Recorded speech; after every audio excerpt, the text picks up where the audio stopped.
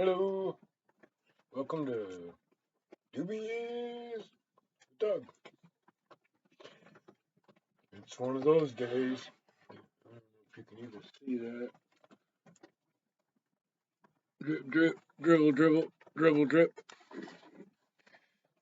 Had a couple of nice days in a row, and then night before last it started pouring again, and it hasn't stopped. Been pissing rain. Just glad there wasn't a shitload of wind. There was a little bit of like 45, 50 mile an hour gust last night, but I'm happy there's not because I got too much money in tarps on my roof already.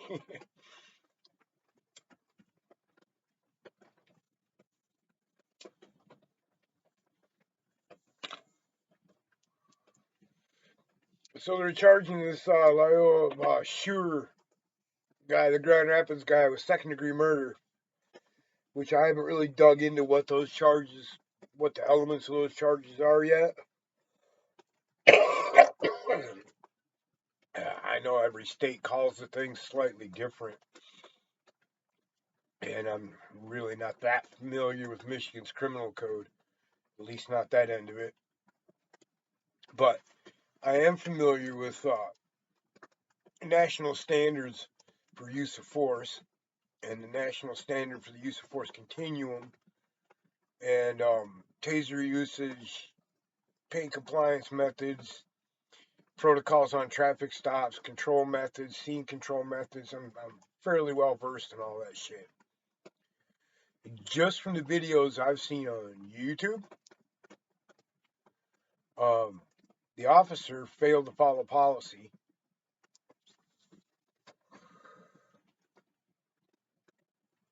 Failed to follow policy once, then failed to follow policy again, then failed to follow policy a third time. And during that third time, he also violated the law.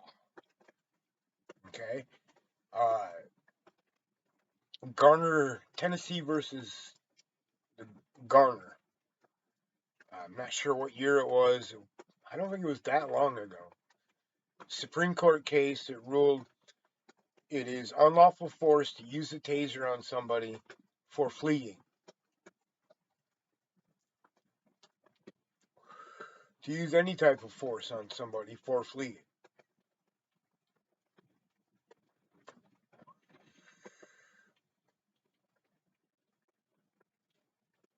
So the cop pulls his taser and tries twice unsuccessfully to tase this guy who's trying to run away from him. That's a violation of the law. Cop broke the law right there. Everything that happened after that was an escalation of an unlawful use of force, also known as an assault.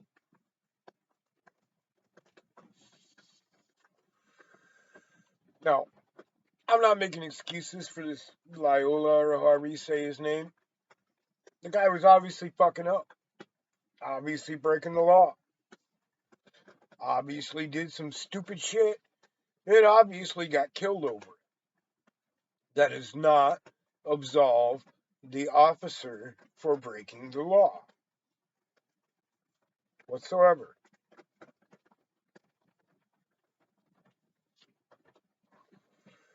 Now, when a cop gets caught being a coward, they are going to nitpick every letter of the law that exonerates them.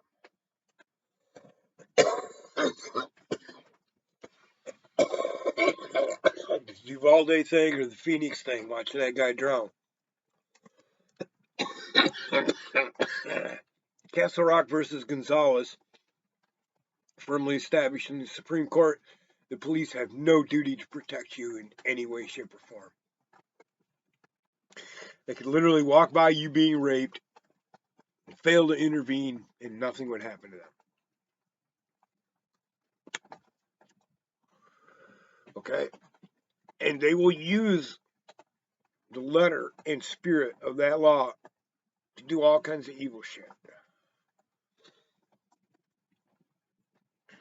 The minute you try to use the letter of that law to hold them accountable. You're in a fight for your life with the best lawyers in the country. The Fraternal Order of Police and the police unions have way more money for lawyers than anybody you know.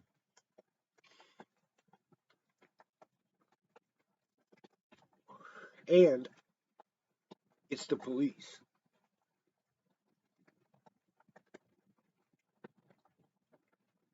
They have guns, and Bradleys, and warrants, and the ability to lie without repercussions. They have qualified immunity.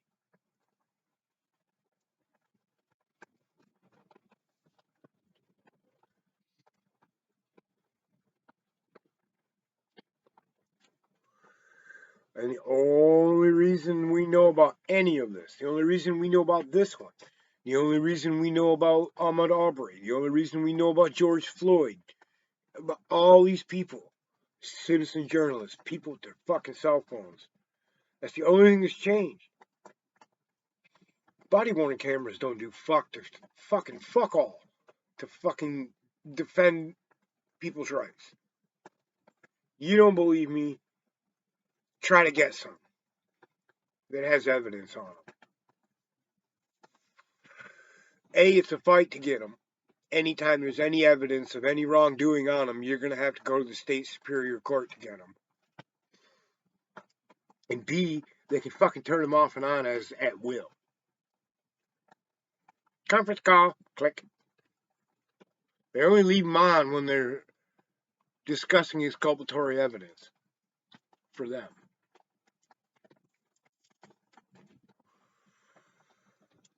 So body cameras don't mean shit. Grab your motherfucking phone.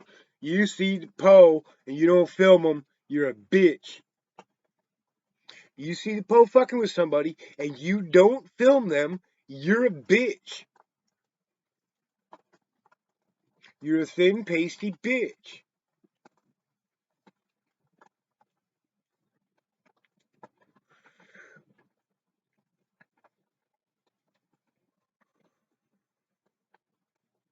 The police came from slave catchers.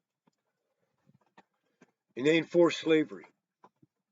And when slavery ended, they enforced the black codes, the vagrancy laws, the returning the slaves back to the plantation through new criminal codes invented just to do that.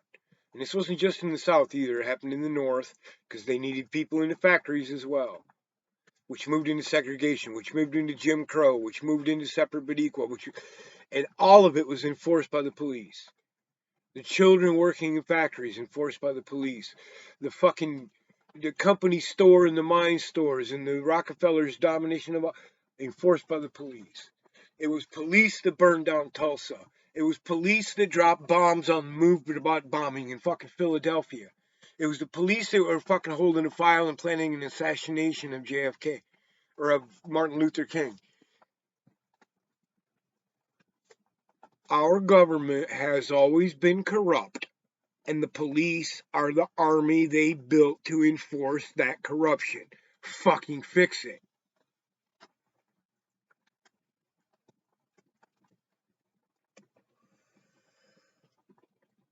Until we're ready to have that fucking conversation, that this country always has been a tyrannical fucking oligarchy ran by bankers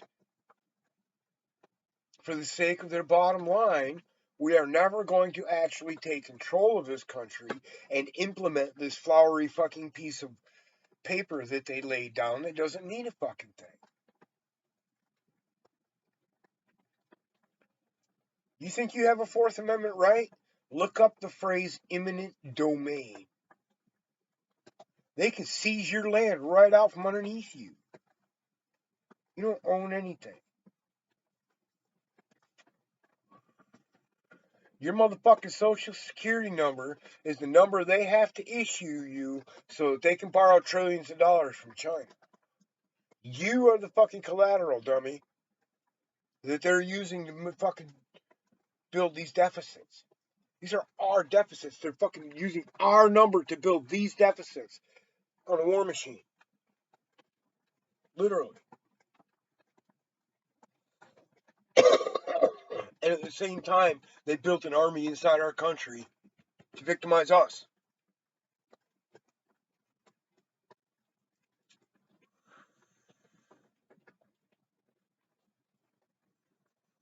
Does anybody know what habeas corpus is? It's nowhere near Corpus Christi. I'll tell you that much. Habeas corpus or corpus delicti refers to the victim, the body. There is no crime if there is no body, if there is no victim. Okay? If you get into things like ordinances, these are public safety ordinances. I have the right to travel down a shared space in public without having to deal with people driving drunk at 100 miles an hour.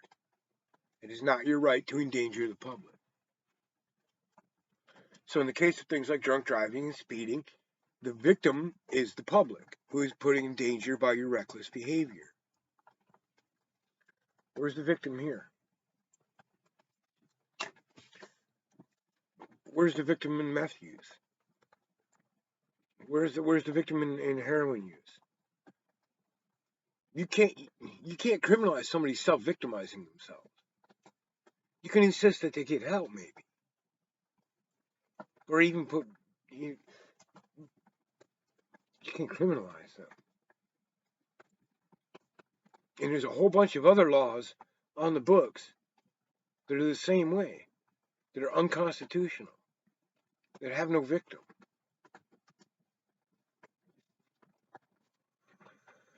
Years ago, I had he was a sheriff's deputy. Must have been, because they didn't have city cops here. In Kansas City. Give me a ticket, a citation, cite and release for disorderly conduct. Because I was yelling and screaming and raising a fucking stink down by the railroad tracks. So I looked up the statute and went to court. I took it to court. I had to go to 63rd District Court. I went up in front of Judge Servas, pro se, represented myself. I said, "Hello, Judge Servas. Nice to see you again. We'd seen each other a few times by that time.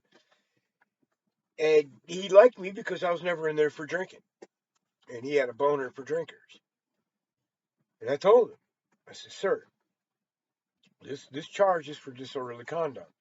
And although the officer's description clearly meets the standards of disorderly conduct, he has not met all of the elements of disorderly conduct. There is no complainant. The state cannot be a complainant in this case. The officer cannot be the one offended by the conduct. I can't disrupt his peace. He's a peace officer. I can't disrupt his peace. And Judge Servas called the clerk in, and they sat there mumbling for a minute. He said, "You're absolutely right, sir. This case is dismissed. No victim, no crime."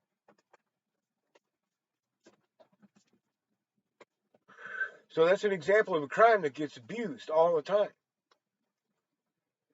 Disorderly conduct, loitering. Anybody with two brain cells that are touching each other can get out of a loitering ticket. Read the loitering statutes where you are. It will say someone who blah, blah, blah, or remains in an area without a purpose for a prolonged blah, blah, blah. All you need is a reason to be there. If you don't move off from this street corner, I'm going to arrest you for loitering. Well, I'm not loitering. I'm counting blue cars. Doing a study on how many blue cars go by here every day. So I'm going to be here every day this year. Take your loitering and blow it out your ass. See, I knew people that used to beat the vagrancy laws, because I'm old enough to remember when vagrancy was still on the fucking books. It was long ago ruled unconstitutional, but fucking police departments all over the country were still enforcing it and getting away with it. And the way us old thumbers used to get away with it was we would carry monopoly money because the statute never said legal U.S. currency. It just said money.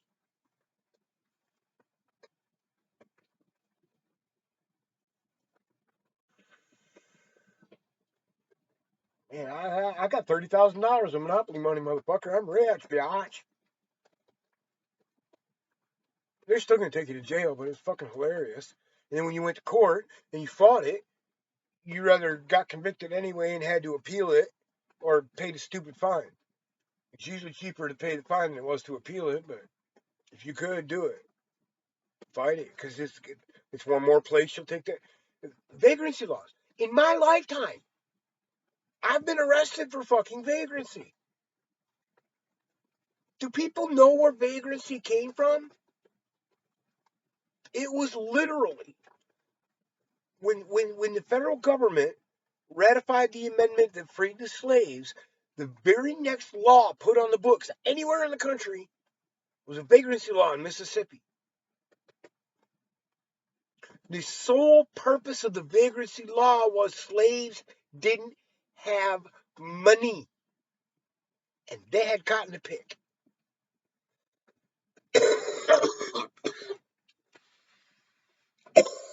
And those laws are still on the books, still in places. They're unconstitutional, but that doesn't stop them from enforcing them. And unless you fight it, you're fucked.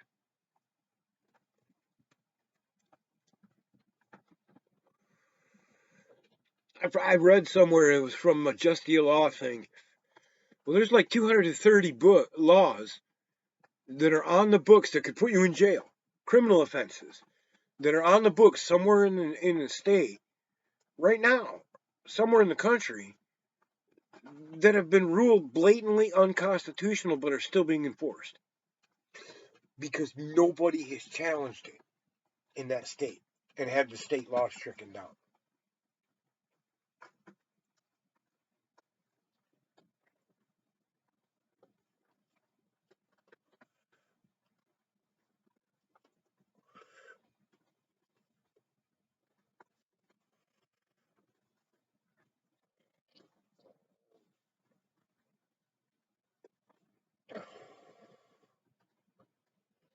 Most of the lynchings in the United States were carried out, if not by, with the blessings and cooperation of the police.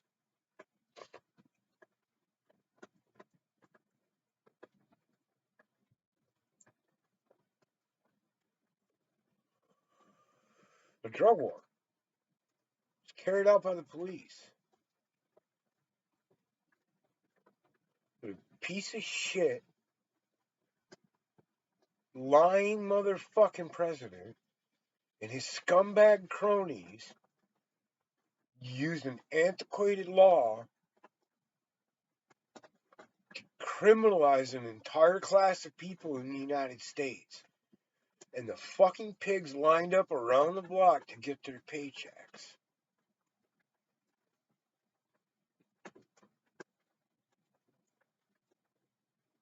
Drug addiction is a mental illness.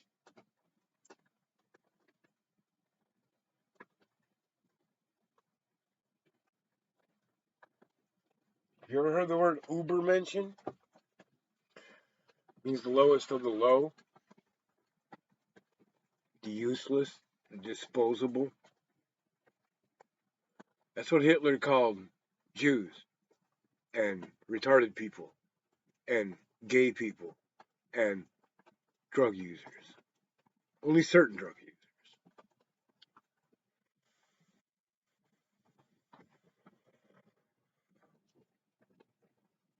What we have done to the American people will go down in history. It's one of many Holocausts.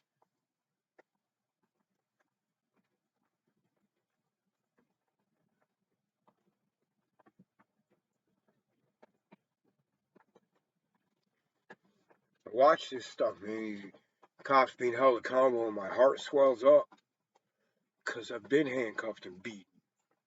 I've been locked in a box. I've been stomped. Been maced. I've been billy clubbed. I've been tortured. I've lived in fear for the vast majority of my life. An utter terrifying fear of having those people do that to me again. And I watched them do it to my brothers and my sisters and my lovers and my friends.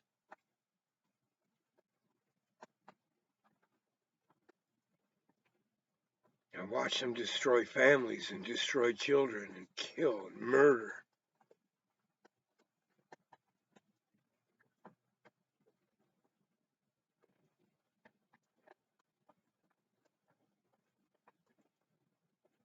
If you don't film the cops, you're a fucking bitch.